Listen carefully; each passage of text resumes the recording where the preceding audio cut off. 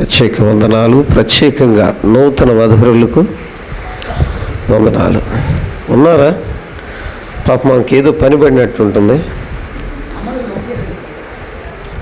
ఒక్క 1 గంట దాకా ఉంటాం మేము బహుశా ఇక్కడ. తదుపరి మంచిది. మీరందరూ కూడా దైవజనులు పిల్లరా. మనమందరము ఒక వ్యవసాయదారుడి చేనికిలో పనిచేస్తున్న పనివారమై ఉన్నాం. దైవజనుడైన పౌలు అంటారు, నా జత పనివారు అని పిలుస్తాడు. నా జత పనివారు అని సంబోధిస్తూ గౌరవ పదముతో దైవజనుడు పౌలు చక్కని మాటతో మనల్ని బోధిస్తూ ఉంటారు. ఈ రోజున ఏలీ గారి వారి కుటుంబానికి దేవుడు సమృద్ధైన వారి మానవ సంతానం మీద, వారి బిడ్డల మీద సమృద్ధైన దీవెన ఉండాలని ప్రార్థించాం. ఆ దీవెన ఖచ్చితంగా వారి బిడ్డల్లో ఉంటుంది. వారి పడిన ప్రయాసం ఎక్కడ వ్యర్థం కాదని ఎరుగుదాం. అలాగైతే ఒక మాటను మనము చదువుకుందాం పిల్లరా. చూడండి, వాక్యంలోనికి వద్దాం. 2వ సమూయేలు గ్రంథం 6వ అధ్యాయము. దయచేసి ఒక మాటను చదువుకుందాం, వాక్యంలోనికి వద్దాం. చేరువచ్చిన దైవ సేవకులందరికీ కూడా ప్రభు పేరిట వందనాలు చెల్లిస్తున్నాను. నాకంటే ఘనులు, యోగ్యులు, అభిషేక్తులైన వారు ఈ స్థలంలో ఉన్నారు. దయతో మీకు తెలియని వాక్యాన్ని నేను పరిచయం చేయను, కానీ లేఖనాన్ని పరిశోధన చేసి పరీక్షించి తెలుసుకున్న మాటలను ఈరోజు నేర్చుకుందాం. చూడండి, సమూయేలు మొదటి గ్రంథము 6వ అధ్యాయము 7వ వచనాన్ని ధ్యానం చేద్దాం పిల్లరా. యెహోవా కోపము ఉజ్జా మీద రగులుకొనగా అతడు చేసిన తప్పును బట్టి దేవుడు ఆ క్షణమందే అతడిని మొత్తగా అతడు అక్కడే దేవుని మందసం ఎదుట పడి చనిపోయెను. అదే విధానంగా అపొస్తలుల కార్యాల గ్రంథం దయచేసి ఒక మాటను చదువుకుందాం. 26వ అధ్యాయము 22వ వచనాన్ని చదువుకుందాం పిల్లరా. చదువుదామా? చదువుతారా? అపొస్తలుల కార్యాల గ్రంథం 26వ అధ్యాయము 22వ వచనం. అయినను నేను దేవుని వలనైనా సహాయము పొంది నేటి వరకు నిలిచి ఉంటిని. దేవునికి స్తోత్రం. 2 మాటలను మీకు నేను చెప్తున్నాను పిల్లరా. ఒక మాట, ఇద్దరు దైవజనులే. ఒక దైవజనుడైతే నేటి వరకు నిలిచి ఉన్నాను, ఏలీయా గారి వాళ్ళే. దేవునికి స్తోత్రం. ఏలీయా గారు దేవుని సేవలో చూడండి, అపొస్తలుడైన పౌలు చేసిన పరిచర్యలని భూలోకంలో తన శిష్యులు కూడా చేయలేదు. ఎందుకనంటే రోమపత్రిక 5:16లో మాట్లాడతాడు, ఇక నేను తిరగవలసిన ప్రదేశం లేదు అంటాడు. ఆసియా ఖండాన్ని, ఆఫ్రికా ఖండాన్ని తిరిగి వేసి ఇక నేను తిరగవలసిన ప్రదేశం లేదు అంటాడు సువార్తతో. నేను అతని గురించి మాట్లాడాలంటే సమయం సాలదు గనక నాకు ఇవ్వబడిన సమయంలో కొద్ది మాటలను మీకు నేను పరిచయం చేసి ముందుకెళ్ళాలనుకుంటున్నాను. దయచేసి వాక్యాన్ని జాగ్రత్తగా విందాం. చూడండి, ఇక్కడ చదవబడిన మొదటి లేఖనాల్లో సమూయేలు మొదటి 2వ గ్రంథం 6వ అధ్యాయం 7వ వచనంలో అక్కడ ఒక దైవజనుడు మరణమును చూశాడు పిల్లరా. ఒక దైవజనుడు మరణాన్ని చూశాడు పిల్లరా. ఎవరు అతడు అంటే దేవుడే అతడిని చంపినట్లుగా చూస్తున్నాం పిల్లరా. ఆ స్థలములోనే మొత్తగా మందసము ఎదుటబడి, మందసము ఉన్న స్థలము విజయము సాధించేది పిల్లరా. మందసము అడుగుపెట్టిన స్థలము ఆశీర్వాదకరంగా ఉండేది పిల్లరా. అదే మందసము ఎదుట మరణము కూడా కాచుకున్నది పిల్లరా. దయచేసి వినండి, నా మాటలు జాగ్రత్తగా జ్ఞాపకం చేసుకుందాం. మా రాజైన మహారాజైన దావీదు ఒక దినాన ఒక ఆలోచన చేశాడు పిల్లరా. అది ఏమనగా, నేను ఆరంభించిన ఇళ్లలో ఉన్నాను, ఇదిగో మందస్సం అక్కడున్నది అని చెప్పి వేదనతో, అతడు మనోవేదనతో ఒక దైవజనుడిని అడుగుతాడు పిల్లరా. ఈ చరిత్ర మొత్తం చెప్పడానికి సమయం కాదు, కానీ 1 సమూయేలు గ్రంథం 7వ అధ్యాయాన్ని చదువుకోండి, అందులో భాగం కొంత వివరించబడినది. అయితే దైవజనుడు చెప్పిన ప్రకారము, దావీదు ప్రకారంగా వెళ్ళిన అతడు ఏం చేశాడు అంటే అడిగాడండి. మహారాజు అయ్యుండి కూడా దైవజనుడు దగ్గరకు వెళ్ళి, అయ్యా ఆ మందసాన్ని ఎలా తీసుకురావాలని అడిగితే ఉజ్జా ఒక సలహా ఇచ్చాడు. 6వ అధ్యాయం 3వ వచనంలో చూస్తే ఒక మాట ఉన్నది పిల్లరా. దయతో కొద్ది నిమిషాలు బాబు, కొద్ది నిమిషాలు కాసేపు కూర్చో, అక్కడ కూర్చో. అయితే నేను చెప్పబోయే ఈ మాటను జాగ్రత్తగా గమనించండి. అతడు దైవజనుడైన ఈ చూడండి ఉజ్జా దగ్గర వెళ్ళినప్పుడు కొత్త బండి మీద సరళపు వృక్షమును చెరికించి కొత్త బండి కూడా చేయించి దాని మీద మందసాన్ని తీసుకురావాలని అన్నప్పుడు దావీదు 30 మంది శూరులు 30,000 మంది శూరులను తీసుకుని అతడు వాయిద్యాలతో, పిల్లరా అక్కడ రాయబడిన మాట ఏంటో తెలుసా? అన్ని రకములైన వాయిద్యములను ఉన్నాయి. పిల్లరా, దేవుడు సంఘములో మనం గమనించాలి, ఏ వాయిద్యంతో వాయించాలి, ఏ రాగముతో పాడాలి అని దేవుడు ఒక క్రమాన్ని నియమించాడు. ఆ క్రమాన్ని గురించి నేను నేర్పాల్సిన అవసరం మీకు లేదు, పరిశుద్ధాత్ముడే మీకు నేర్పును గాక. అయితే నేను చెప్పవలసిన మాట ఏంటంటే, కొత్త బండి మీద వస్తున్న బండి తీసుకుని వస్తుంది. 60 మంది, ఇక్కడ 30,000 మంది ఉన్నారు, సూర్యుడు అసమోహంగా వస్తుంది బండి. కానీ ఒక కళ్ళము దగ్గరకు రాగానే కాలు జారి మందసం పెట్టి కింద పడుతున్నప్పుడు గబక్కన వెళ్ళి ఆ మందసాన్ని పాపాడండి. ఇక్కడ నేను అడుగుతాను, ప్రశ్నిస్తున్నాను అని మీరు తప్పుగా అనుకోవద్దు. మీలో చాలా వయసు చిన్నవాడిని, నా పరిచర్య చాలా చిన్నది పిల్లరా. అయితే నేను చెప్పవలసిన మాట ఏంటంటే, అతడు బండి మీద పెట్టాడు, మందసం పెట్టి కింద పడుతుంది, కాలు జారింది, ఇలా జారే వరకు ఇలా పట్టుకున్నాడు. పట్టిన ఆపిన వెంటనే దేవుని హస్తం అతని మీదకు వచ్చి అతన్ని మొత్తగా అతడు చనిపోయినని రాశాడు పిల్లరా. అతను చేసిన తప్పును బట్టి అని అన్నాడు. ఏం తప్పు చేశాడని అన్నాడు? ఎలీ గారు ఏం తప్పు చేశాడు ఉజ్జా?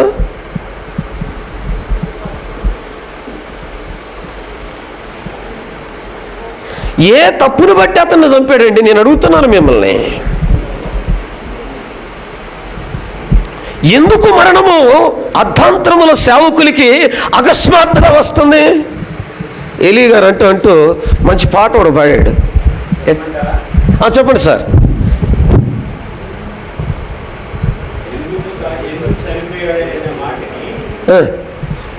గమకం చెప్పేసండి.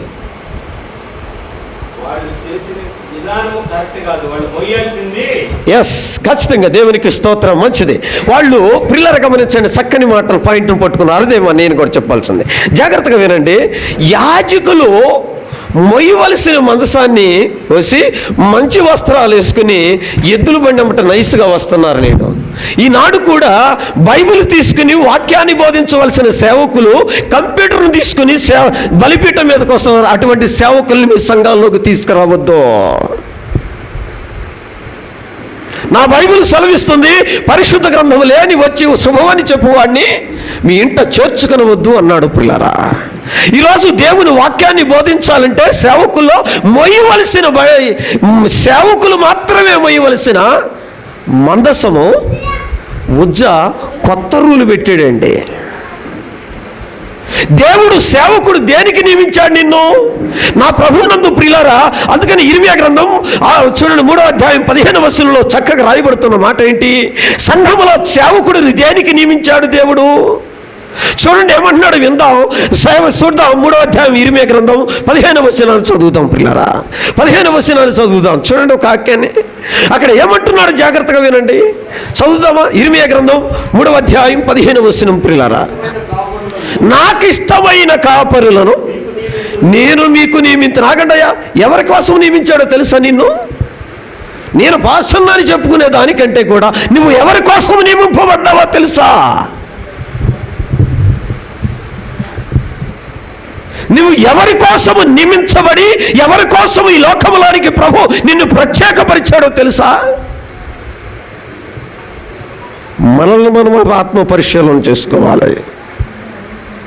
ఉజ్జా తను చేసిన పనిని బట్టి అంటే అర్థం ఏంటి? నడిపించవలసిన సంఘానికి కొత్త రూల్స్ తీసుకొచ్చాడు పిల్లరా. ఏ రూల్స్ అది? ఏంటా రూల్స్? దేవుడు నియమించిన దానిలో ఉండవలసిన నియమం తన నియమంతో నడిపిస్తూ ఉన్నాడు పిల్లరా.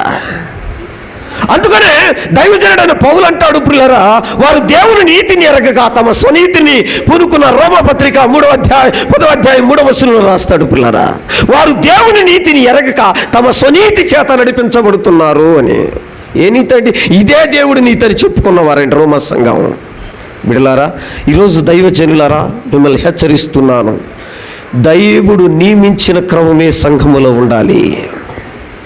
దేవుడు నియమించిన క్రమములోనే సేవకుడు ఉండాలి. వాక్యములో రాస్తున్నాడు పిల్లరా, నాకు ఇష్టమైన కాపరులను నేను మీ కొరకు నియమింతును, వారు జ్ఞానముతో నడిపించుదురాడు. విద్యలో ఉన్నవాడా విద్య లేనివాడా అనేది పక్కన పెట్టేసండి. అది మీ పని కాదు, నియమించుకున్నవాని పని అది. ఆయన ఎవరిని నియమించాడో, శాపల పట్టు జాలరులు 12 మందిని నియమించాడో, అపస్తులుగా వారి ప్రాణాలను సైతం బలి తీసుకున్నారు పిల్లరా. వారు ఇష్టపడ్డారు. దేవుని కోసం ప్రాణం పెట్టేవారి కోసం దేవుడు ప్రయాసపడేవారినే ఈరోజు ఎన్నుకున్నాడు, సుఖపడేవారిని కాదు ప్రభునందు పిల్లరా. నేను అడుగుతాను, మిమ్మల్ని అడుగుతున్నాను, ఉజ్జా చేసిన పనిని బట్టి దేవుడు అతన్ని మొత్తగా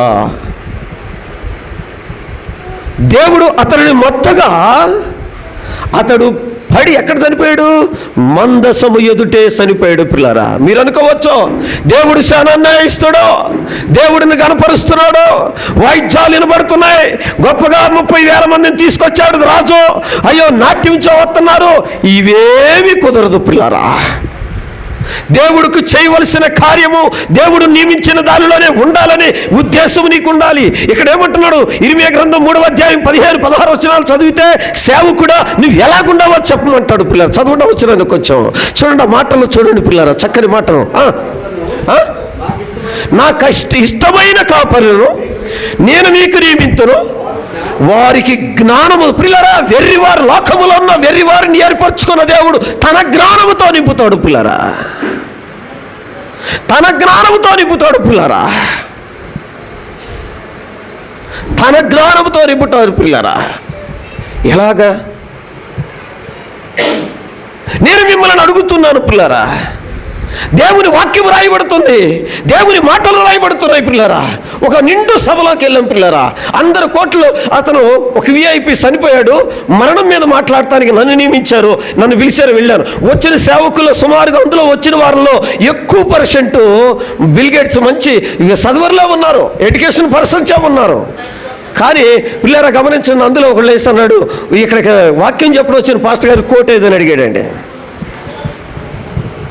కోట ఏదని అడిగాడు. కోట్లేదు కానీ సరుకు ఉందని చెప్పాను. ఏమని ఉన్నాడంటే, ఏదైనా ఎగురున్న సరుకు అన్నాడు. నేను వేసిన ప్రశ్నకి జవాబు చెప్పడానికి నేను దిగొచ్చింది నాకు తెలియలేదండి. బైబిల్ మీద దేవుడు మానవుడిని ఎప్పుడు నియమించాడు, ఎప్పుడు చేశాడు, ఎప్పుడు చేసిన దేవుడికి ఆ విషయం ఎప్పుడు నిర్ణయిస్తే ఎంతకాలం నిర్ణయించాడు, దాన్ని నేను వాక్యం ముగించేలోపు చెప్పాలన్నాను. ఒక్కళ్ళకి 70 సంవత్సరాలు అంటున్నాడు, ఒకడు 80 సంవత్సరాలు అంటున్నాడు. వాక్యపరంగా చెప్తే ఒక ఆయన చావంతును అట్టేసుకున్నాడు. నీకు జ్ఞానమునిస్తాడు దేవుడు నలుగురులో. ఆయన నువ్వు నియమించబడిన సేవకుడిలో ఒకటివి. నిన్ను తక్కువ చేసి మాట్లాడుతున్నారని, నిందలు మోపుతున్నారని, నీకు చదువు లేదని, నాకు ఇంతే నా జీవితం అని ఒక్కరోజు కూడా తలంచొద్దు పిల్లరా. ఆ ప్రశ్నకి జవాబు చెప్తే, అసలు దేవుడు మానవుడు నియమించినప్పుడు ఆ విషయం నిర్ణయించాడా, నిర్ణయిస్తే ఎప్పుడు నిర్ణయించాడు, ఎంతకాలం నిర్ణయించాడని ఈ 3 క్వశ్చన్లో ఆ సభ మొత్తం కదిలించేసింది పిల్లరా. ఎందుకంటే మానవుడు బైబిల్ చదవాలి, ధ్యానించాలి, కానీ సేవకుడా నువ్వెవరివో తెలుసా? చెయ్యకూడని పని చేయకూడదు. అతడు పడిపోతుంది మందస్సం అంటున్నాడే కానీ ఆ దానిని నీ భుజముల మీద మొయ్యాలన్న భారం నీకు తెలియదా? నన్ను ఎంబడింపగోరిన వాడు ఏం చేయాలంట? తన సిలువను తను పోస్తూ నా సిలువను ఎత్తుకుని వెళ్ళాలి. ఎంతవరకు వెళ్తావు, ఎంతవరకు నిలబడతావు పిల్లరా? ఒక్కసారి ఆలోచించు. సేవకుడా జ్ఞానముతోనూ, చూడండి కిందకి రెక్కేస్తాడు. ఇంకో కొద్దిగా మాట చదవండి పాస్టర్ గారు. వివేకముతోనూ. నెక్స్ట్ దయచేసి చదవండి, ఒక్క మాట చదవండి, ముగిస్తాను. ఆదేశముల విశ్వాసుల అభివృద్ధితో ఉంచుతారు పిల్లరా. గమనించండి, శ్రమల గురించి ఏలియా గారు, దైవజనులు, పెద్దలు, గౌరవనీయులు చక్కగా చెప్పాడు పిల్లారా. నేటి వరకు దేవుడు నిలబెట్టాడు. ఆ మాట దగ్గరికి వెళ్ళే వరకు సమయం అయిపోద్దేమో కానీ ఒక మాట మాత్రం నేను గట్టిగా చెప్పగలను. అక్కడ ఉజ్జా మరణము నొందితే ఇక్కడ పౌలు అంటున్నాడు, నేటి వరకు నన్ను నిలిపాడు దేవుని సహాయము వలన. ఎటువంటి సహాయము? 2 తిమోతి పత్రిక లాస్ట్ అధ్యాయం లాస్ట్ వచనంలో అంటాడు, సింహపు నోట నుండి నన్ను తప్పించిన యెహోవా దేవుడు అంటాడు పిల్లరా. మాటలో సింహపు నోట పడకుండా నన్ను కాపాడిన దేవుడు అంటాడు పిల్లరా. ఈరోజు సజీవులుగా మనం ఉన్నాము అంటే ఆయన సహాయం వలనే. అందుకనే ప్రతి సేవకుడు నేర్చుకోవలసిన పాఠం ఏంటంటే, దేవుని వాక్యము నేర్పిస్తున్న నియమమేంటో, చేయవలసిన క్రమమేంటో, దైవజనుడిగా నువ్వు నియమించబడిన రీతిలో జీవించవలసిన క్రమానికి నువ్వు లోపడాలి పిల్లరా. ఉజ్జవలే నీ అతిక్రమం చేయవద్దు. మోయవలసిన ఇదిగో మందసం పిల్లరా, అదే మందసం భుజముల మీద పెడితే, అదే మందసం ఒబేదెదోము ఇంట్లో పెడితే 3 నెలల్లోనే ఆశీర్వాదం కలిగిందని మనం బోధిస్తాం. ఎటువంటి మందసం? మీ ఒబేదెదోము ఎవరు? యోధోమీయుడు, ఒక సేవకుని బిడ్డ. అతడు దేవుని సంబంధం లేనివాడు. అతడి ఇంట పెట్టు దావీదుకు భయపడి ఆ మందసాన్ని పెట్టుకున్నాడు. పిల్లరా, ఏం చేశాడంటే అదే ఇంటిని దావీదు ఎంక్వైరీ చేస్తాడు. 3 నెలల తర్వాత అసలు సచ్చాడో బతికాడో చూసిరంటరా మాట. చచ్చాడో బ్రతికాడో చూసిరంటరా అన్నాడు. అంతే. చూస్తే సేవకులు చెబుతున్నాడు దావీదుతో, తనకున్న దానికంటే డబుల్ అయిపోయిందండి, నానాటికి వర్ధిల్లుతున్నాడు అన్నాడు. పిల్లరా, మందసాన్ని చూసి ఇశ్రాయేలులో నాకు ఇష్టడైన వాడు దావీదన్న ఆయనకే భయం వచ్చేసింది. ఈ మందసం నా ఇంటికి తీసుకెళ్తే, నేను బెత్లెహేములోకి తీసుకెళ్తే, యెరూషలేములోకి తీసుకెళ్తే అసలు నేను ఉంటానా ఉండనా అని భయాన్ని కలుగు చేయగలడు, ఆశీర్వదించగలడు. పిల్లారా, అప్పుడు దావీదుకి అర్థమైంది ఏదో లోపం ఉందిరా అబ్బా, ఈసారిలా 30,000 మంది వద్దురా, నేను సాధారణమైన వస్త్రములు కట్టుకుని నేనే వస్తా. చూడండి, ఆ మాటను చూపించి ముగిస్తాను. చూడండి, సమూయేలు 2వ గ్రంథం చూడండి 6వ అధ్యాయము ఒక మాటను చూపిస్తాను. చూడండి పిల్లరా, ఏం మాట్లాడుతున్నాడో చదువుదాం. దావీదు ఏ విధంగా ఆశీర్వాదకరమైన స్థితిలో మందసాన్ని తీసుకెళ్తున్నాడో చూడండి పిల్లరా. చూడండి వాక్యాన్ని, 9వ వచనం. సారీ అమ్మా,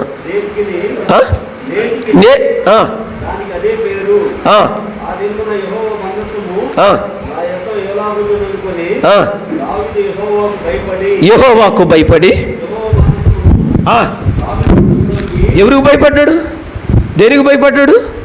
మందసము చూసి దావీదు భయపడ్డాడు. ప్రేమించే దేవుడు, అభివృద్ధి చేసే దేవుడు, ఆశీర్వదించే దేవుడు అని మీకు తెలుసు.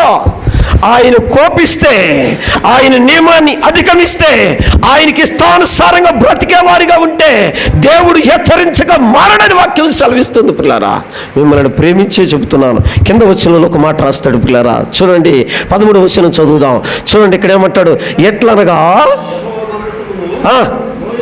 మోయేవారు. ఒక 12వ వచనం చదువు. 12వ వచనం. దేవుని మందసము ఉండుట వలన ఒబేదెదోము ఇంటి వారు అతనికి కలిగినదంతయు ఆశీర్వదించబడిను. ఆ సంగతి దావీదుకు వినబడినప్పుడు, అరే దేవుడు చంపేసేవాడు అనుకుంటున్నానే, ఒబేదెదోము పోతే తన కుటుంబమే పోయిద్దే, పొరపాటును కూడా అలా. బిడ్డలారా గమనించండి, ఆయన్ని ఆరాధించే వారికే దేవుడు, ఆయనకి క్రమంగా లోపడే వారికి ఆయన దేవుడు. ఈ లోక సంబంధమైన దాన్ని కొత్త విషయాలు తీసుకొచ్చి సంఘాల్లో పెట్టవద్దు. పిల్లరా గమనించండి. పిల్లరా, దేవుని సంఘాల పేరుతో ఎన్ని రకాలైన వాయిద్యాలు వాయిస్తున్నాడు. పిల్లరా గమనించండి, సినిమా పాటల మోడల్లో పాడతాడు ఒకడు పాట. నీకు పాటలు రావా? దేవుడు ఇస్తే పాడు. ఆత్మీయులు ఎంతోమంది బిడ్డలు రసించిన పాటలు ఉన్నాయి.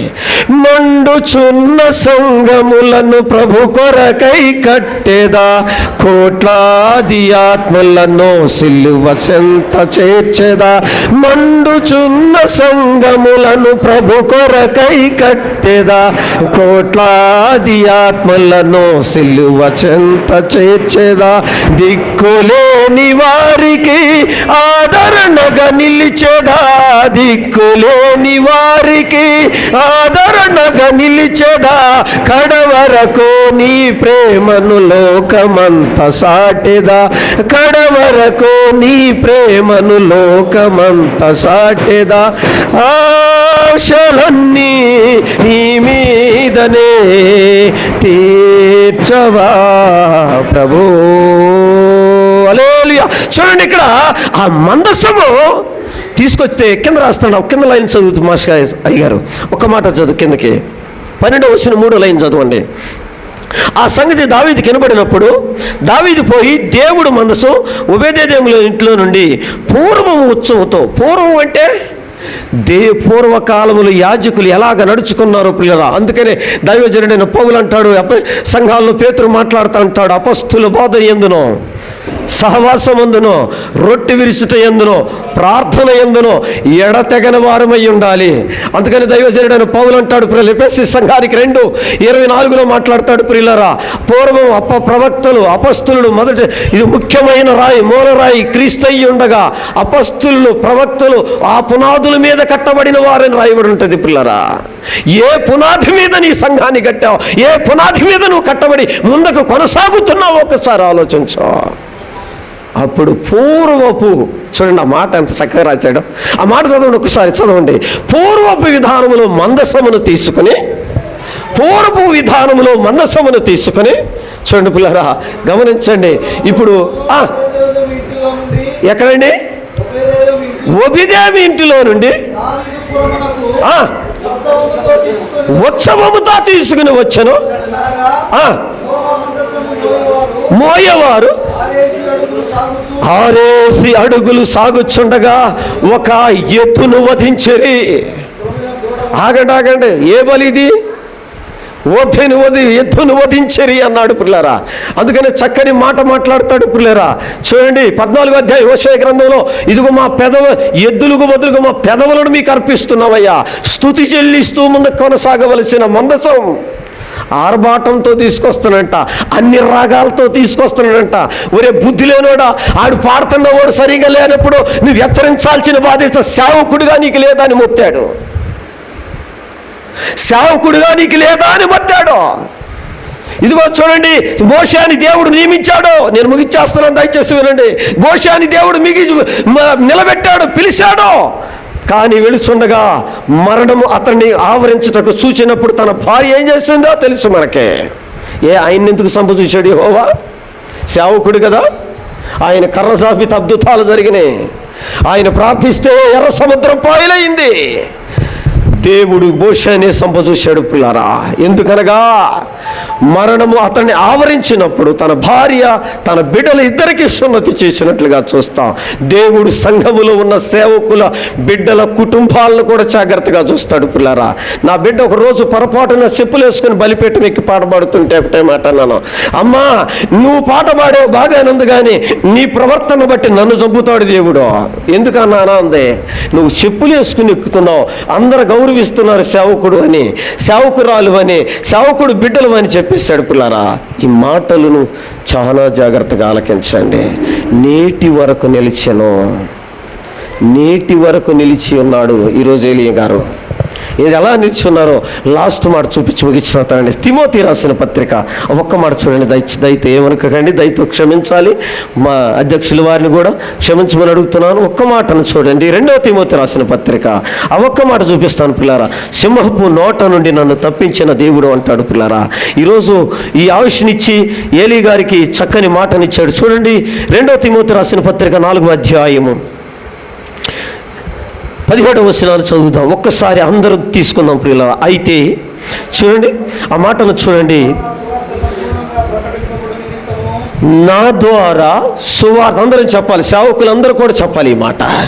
నా ద్వారా సంపూర్ణ సువార్తను ప్రకటించు నిమిత్తము అన్యజనులందరూ నిమిత్తమును ప్రభువు నన్ను ప్రక్కన నిలిచి నన్ను బలపరిచిన గనుక నేను సింహము నోట నుండి తప్పించబడితేనే దేవుడు ఈ మాటలను దీవించి ఆశీర్వదించునగాక. ఏ సువార్థికుడైతే మనల్ని ఎట్లా నిలబెట్టాడంటే దేవుడి సహాయం వలన నిలబెట్టాడు పిల్లారా. కొన్ని మాటలు చెబుతానికి సమయం లేదు కనుక ఏలీ గారిని కూడా దేవుడు కృప చూపి నిలబెట్టాడండి. సంపూర్ణమైన అన్ని జనులకి ఇంకా మీరు చాలా అవసరత ఉందండి. మీకు ఇంకా రాలేదండి, మీరు భయపడవలసిన అవసరం లేదు. ఇంకా దీర్ఘాయుష్యం ఉన్నదండి. దేవుడు నియమించిన సంవత్సరాలు ఉన్నాయండి. దేవుడు 70 లేదా 80 కాదండి. బైబిల్ ప్రకారం అయితే దేవుడు ఈ మాటలను దీవించి ఆశీర్వదించును. ఈ వీడియో మీకు నచ్చినట్లయితే లైక్ చేయండి మరియు షేర్ చేయండి. సబ్స్క్రైబ్ చేయడం మాత్రం మర్చిపోకండి. సబ్స్క్రైబ్ బటన్ పక్కనే ఉన్నటువంటి గంట సింబల్ కూడా మీరు నొక్కండి. అప్పుడు మాత్రమే మేము అప్లోడ్ చేసే ప్రతి కొత్త వీడియో నోటిఫికేషన్ ద్వారా మీకు అందుతుంది. Thank you for watching.